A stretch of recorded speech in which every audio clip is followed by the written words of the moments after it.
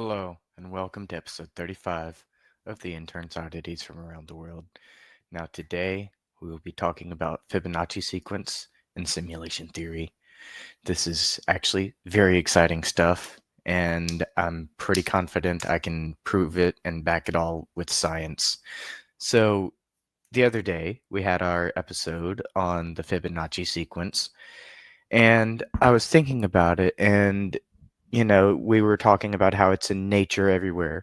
It's in snail shells, it's in trees, it's in leaves, it's in the human face, it's in our DNA, it's in our fingerprints, it's in our right here in my fingers. They have how many joints? 3, and the Fibonacci sequence is 0, 1, 1, 2, 3, 8. I think it was 8 was next. No, sorry, I skipped 5. 5, and then 8, 13, 21, and so on and so forth. Because it starts at 0, and it's the two previous numbers added together. So we start with 0, then 0 plus 1 is 1, and then 1 plus 0 is 1, and then 1 plus 1 is 2, and 2 plus 1 is 3, and 3 plus 2 is 5, and 5 plus 3 is 8, and so on and so forth. You get the idea. So it reminded me, and it made me think, it's less about the math, and it's more about the pattern. The pattern was what stood out to me. And the interesting thing was when you put the squares up, like Rob did for us the other day on the podcast, when you put the squares up with the spirals in the squares, the Fibonacci sequence, aka the golden ratio in architecture, well, when you put it in the squares, it forms these perfect spirals that never end and will perpetually go outwards indefinitely without ever hitting each other, without ever going into each other. And I was like, that is so perfect, like visually, and like number wise, like everything is so perfect about it. And it got me thinking about, binary code, zeros and ones, the programming language of computers, like the base programming language of computers and stuff. And I was thinking about it, and I was like, the Fibonacci sequence, it's in snails, like it's not something that humans created. It's something that we discovered, but not something that we created. And it's in so many places in nature, just occurring naturally. And that's sorry for the coughing, clearing my throat, whatever. But my point is, in nature, that is too perfect, and it happens far too often for me to believe that is just a coincidence. And some people may argue that that is intelligent design, and I would agree with that. It is a very intelligent level design. Yes, I said level design, as in a game or a simulation. And so I started thinking about quantum mechanics and the double slit experiment. They send the particles through the slits and the waves and all that. I'm not very good at explaining it. I'm sorry about that. I'm not very good at explaining it. But the essential thing is, with the double slit experiment, essentially what it does is it tells us that a particle will be in a state of superposition, meaning 1 and 0, yes and no. It will actively be making all possible choices at the exact same time until it is observed. That is the key factor I'm trying to get across here. Until a particle is observed, it will maintain a superposition. But once the particle is observed, the wave function will collapse. And that is when it will make a decision, a conscious decision. It almost appears as if it is making a conscious decision. Because when it does this, they would send, you know what a control experiment is in science, right? A control experiment is the one where they don't have any variables and they are confident that they know what is going to happen. They've done this, many times before, and they know that there are no variables and nothing is going to change in the control experiment. It is going to remain stable. That is the idea. That's the whole entire concept of a control experiment. But here's the thing about quantum mechanics and the double slit experiment. Sometimes it would do one thing, and sometimes it would do another thing, and it would actually do different things for different scientists. Like they would have one scientist go in there, and he would see ABC happen. And then scientist number 2 would go in there, and they would see DEF happen. And then scientist 3 would go in there, and all of a sudden, now it's LMNOP happening. It, like, not literally letters, but those are just variables for different things they would observe. That's what I'm trying to get across. And each scientist that would go into the room with the control experiment that was not supposed to have any variables, was not supposed to be changing, each scientist would write down different notes and different things that they observed and witnessed. But here's the thing. None of these scientists were sharing notes with each other. They weren't copying each other or anything like that. None of that juvenile stuff. And they weren't discussing it with each other. Yet somehow, and they were all getting different results. How? How, Sway? So the big question is, how were they all getting different results unless the particles, the things they were observing, were making conscious decisions one way or the other? And then that's where you get into a little bit of string theory, which is, the belief that if you have one particle over here, and then you have one particle right here, that's one thing. But you have one particle over here, then you have another particle way over here, it's going to be a little more difficult for them to connect, typically. But the thing with string theory is they believe that all the particles are interconnected all at the same time until they are observed, at which point the wave function collapses and it chooses one singular position rather than the superposition. And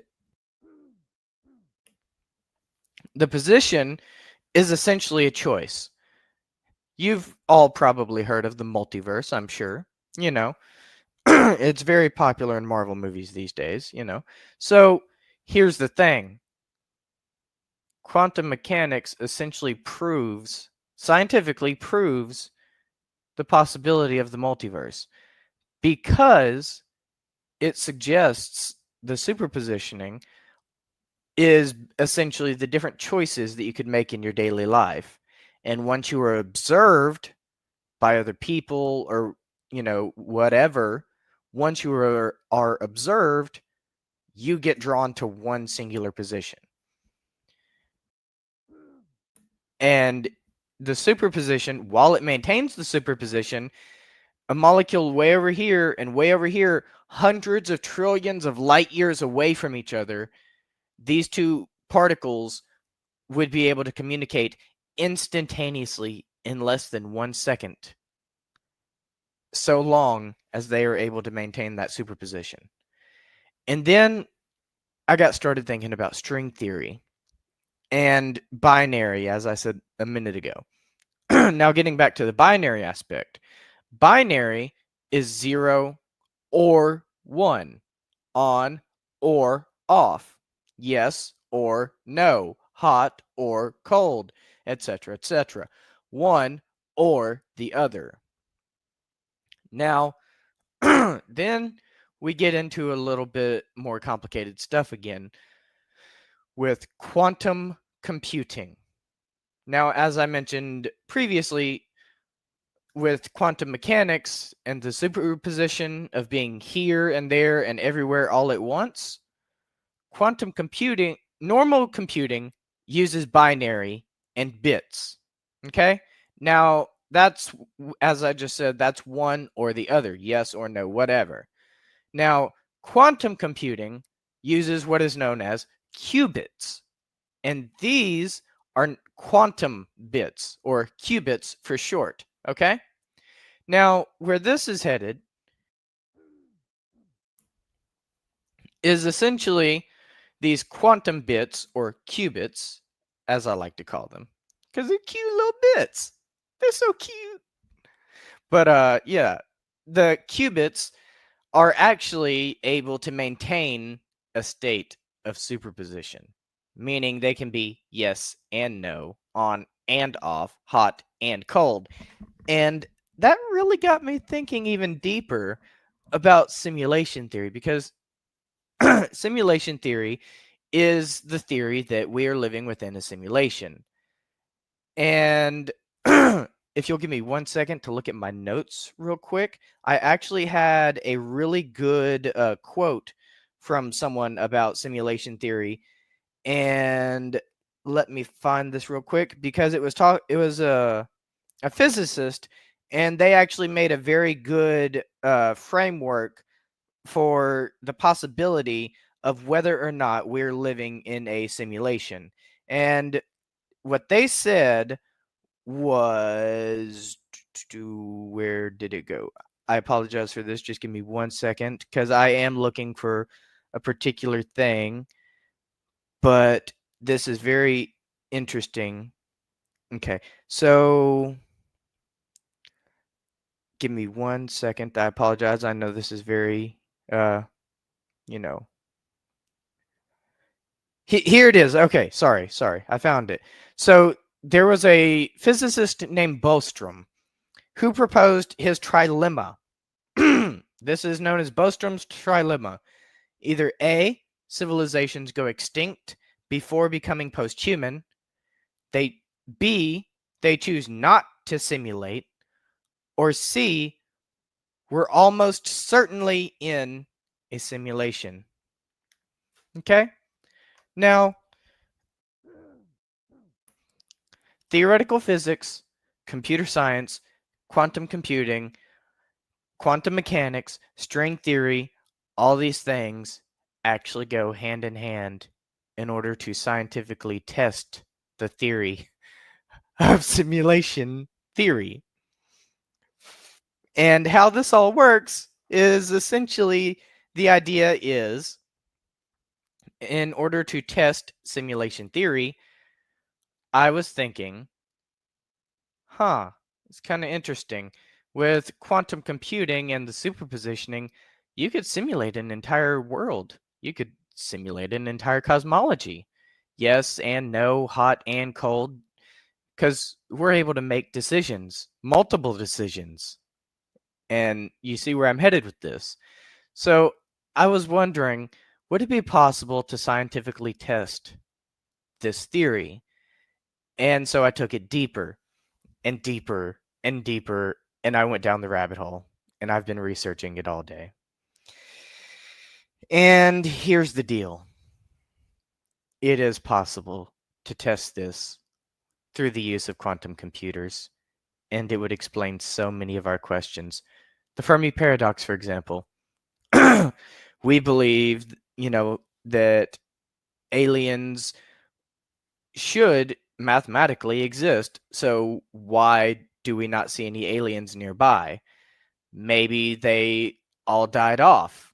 Maybe they were all killed by a greater civilization of some sort that we don't understand. Maybe we should all be terrified. Maybe aliens never existed in the first place. Maybe no other planets developed intelligent life. Maybe we're the only ones smart enough to do so. That seems a bit egotistical. Or maybe, just maybe, what if we're in a simulation and there's no need to draw creatures of any sort from that distance, because the draw distance has no need to go that far, because we're not physically there. We're over here So there's no need to waste quantum computing power and resources to do that. And so that's one theory I've had about quantum computing and all this. And the Fibonacci sequence with its perfect patterns could naturally expand out into an ever-expanding universe based on the Fibonacci sequence. And quantum computers would theoretically be capable of having enough information to do that. Now, while some may argue that even quantum computing isn't powerful enough to do so, and there are still limitations, quantum bits or qubits can hold seemingly infinitely more data than regular bits that we use with normal computers, like I'm using right now. But here's the thing. There's no need for it to render the entire world all at once. It only has to render what you're actively looking at or listening to. Say, for example, have you ever heard the term, a watched pot of water will never boil? That's based on quantum mechanics because it is in a state of superposition until you look at it or observe it, at which point it makes a conscious decision. And, as I'm sure you are well aware, particles are in literally everything in existence. So there is actually scientific evidence, like there is actually scientific credence to the old saying, a watched pot of water will never boil. Because if you are looking at it, then the molecules will remain where they are. It's really deep, and I'm probably doing a poor job of explaining it, but it's a very interesting thought process. It's a very interesting theory. So getting back to how we would test the theory of quantum computing being able to produce an entire universe. Well, here's the deal. We start off really simple, and we would use a quantum computer to create a micro universe. And we would put a very minimal amount of stuff in there and a very minimal amount of coding based on the Fibonacci sequence and computer science and a few other things. And we would use this as a basis, and we would try to keep it as bare bones as possible and, put a few things in there.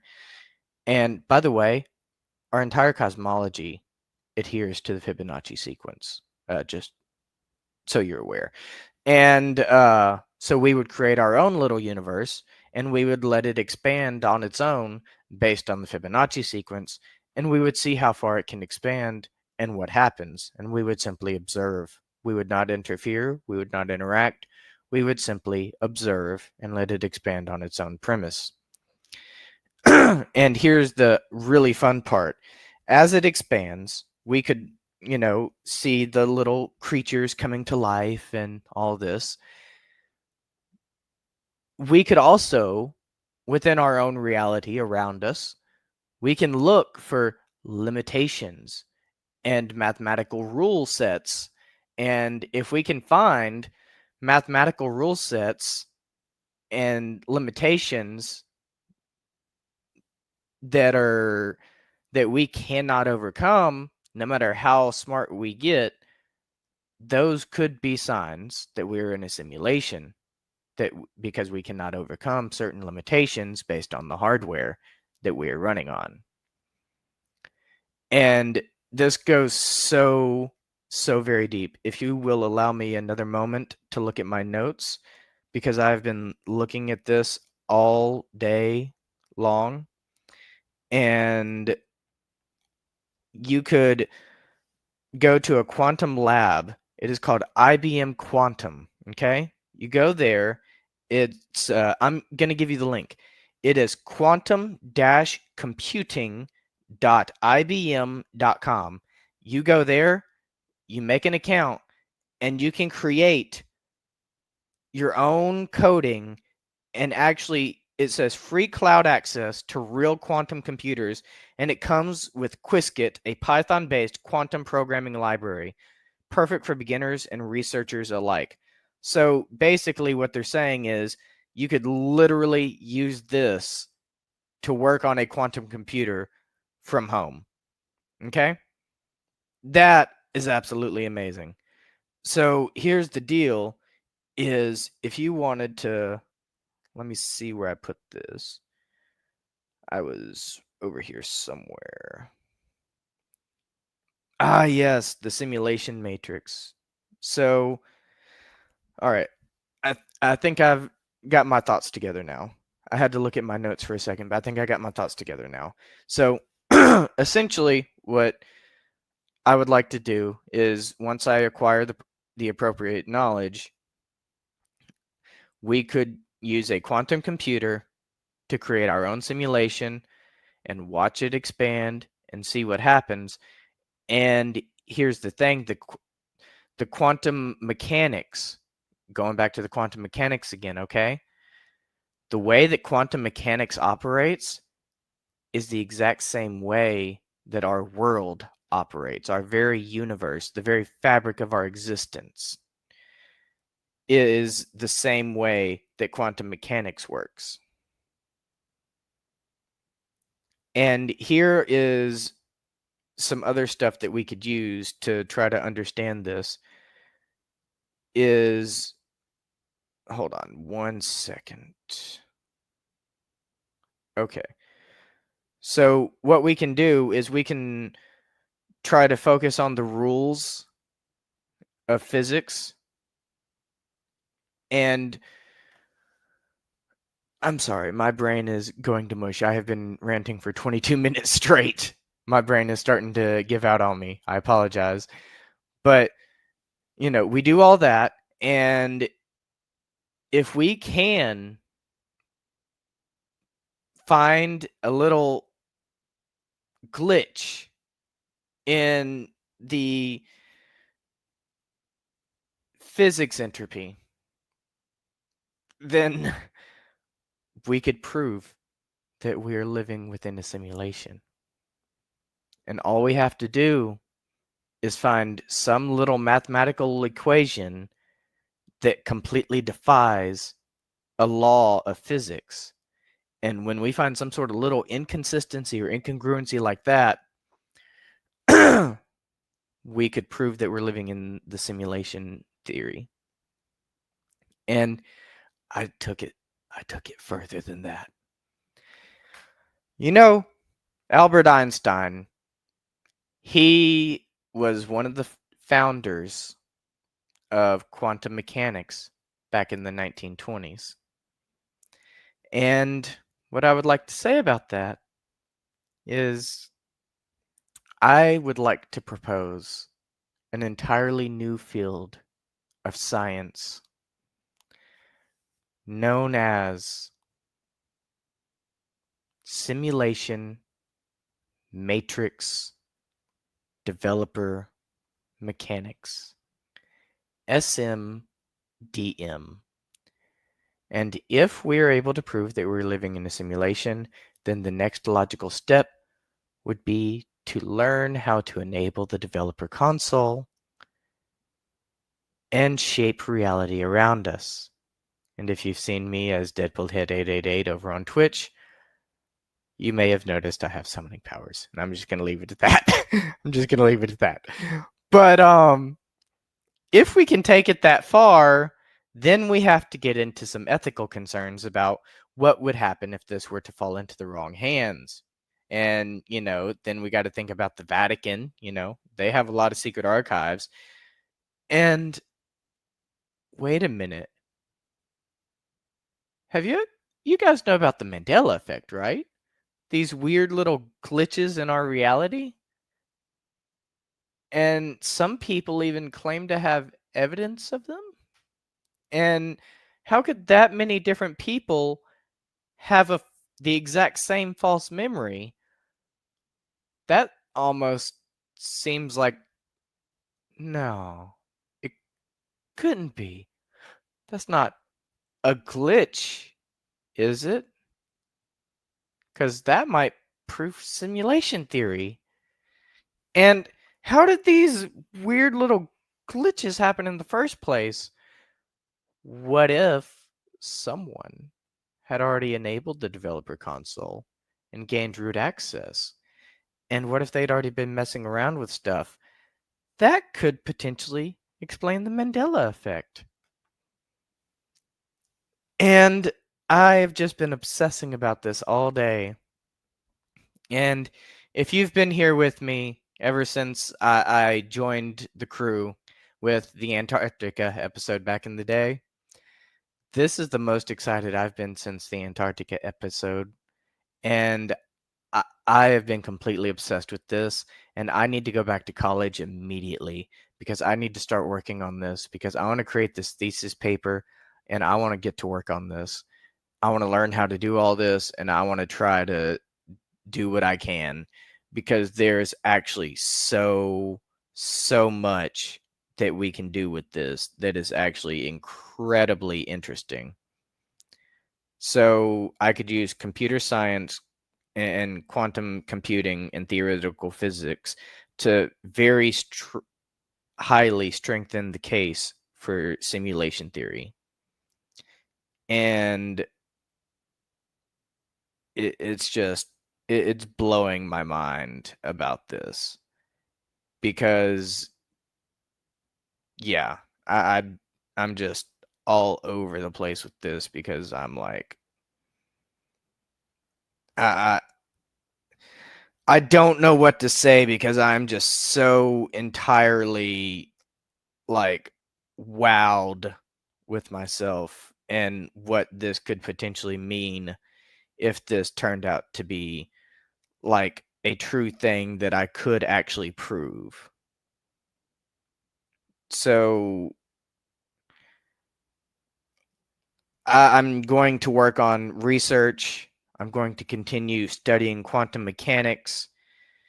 And here, my central hypothesis is that the universe exhibits patterns, structures, and information theoretic behavior consistent with a procedurally generated simulation. These may be scientifically detectable through an analysis combining quantum mechanics, the Fibonacci sequence, and computational theory. So the way I would test if this would work or not is because I'm using ChatGPT right here, not denying it. I have been using ChatGPT and talking with it and discussing things with ChatGPT and brainstorming, and it has been helping me amazingly. And I found a way to test it. Like with the help of ChatGPT, it has given me ideas where I could actually test whether or not we are in a simulation. And that's where quantum computing comes in. It says we could use simulations of quantum fields on a quantum computer looking for performance ceilings, repetition patterns, or computational overhead that wouldn't be present if the universe were continuous and analog. So essentially what me and ChatGPT brainstorming here together, discussing this, essentially what we're saying is that with the Fibonacci sequence as a great example of being so perfect in nature and all over the place, it is far too common and far too natural, like intelligent design wise. It's got to be intelligent design. Whether you see that as, whatever. And then when I scroll down some more, and let's see what else it said, because this is actually really interesting. And then I even had the simulation, the ChatGPT. I even explicitly told it to challenge me, like challenge my theory.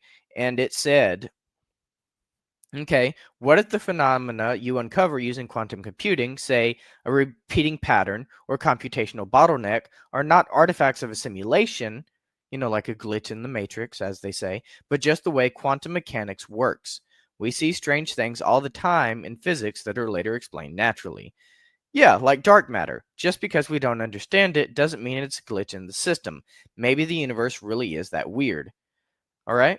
So I'm like, so I say, yeah, that's true. But I'm not just looking for weirdness. I'm designing experiments that compare simulated quantum systems with natural ones, checking for compression patterns, redundant patterns, or discrepancies in entropy behavior, like the way that the universe works. If we could find a discrepancy in a law of physics, that would be very good evidence to highly support simulation theory. And if both a quantum computer and the universe exhibit the same limitations, especially if those limits follow digital logic, then we're talking about more than just coincidence. And ChatGPT even suggested that I integrate information theory, looking at whether reality compresses too well. For instance, some argue the holographic principles suggest we're getting 3D experiences from 2D data, like rendering a game in real time. And if we can demonstrate that physical events reduced to low information inputs, like a compressed quantum state, it could hint at computation beneath reality. And if quantum computational simulations scale smoothly without artificial limits, or if entropy behaves in a way that contradicts digital compression models, that would weaken the simulation hypothesis, treating it like a testable model, not a belief system. And some things that I've been thinking about like, okay, someone could say, well, you can prove we're not in a simulation because I still exist even when you're not looking at me. But do I really? How do you know that the other people exist when you're not around them? How do you know that they have a physical body when you're not looking at them? Like, I'm getting a little wackadoo here. I'm not denying that. But, like, just there are so many different things that could actually be tested one way or the other once we learn more about quantum computers and how that works. There's just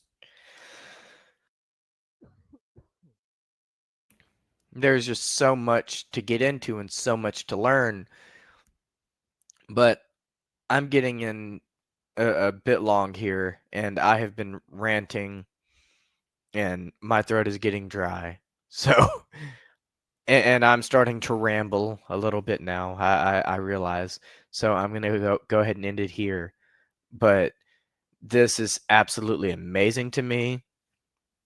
And just to go over it one more time, I am basically saying there's a very, very high possibility that simulation theory could be reality, could be the truth. And like in layman's terms, I'm essentially saying the Matrix is real, but not in the way you think. The Matrix is real because we are within a simulation, but I believe we're within a simulation. And the more that I look into this, the deeper I look into this, the more evidence I find to convince me that we are indeed living in a simulation, a highly, highly advanced simulation. Think about VR. Think about how that works, and think about what we may achieve one day in the future of VR. And if this was the Matrix, remember, Neo gained the power of God. He learned how to hack into the system. He gained all that power.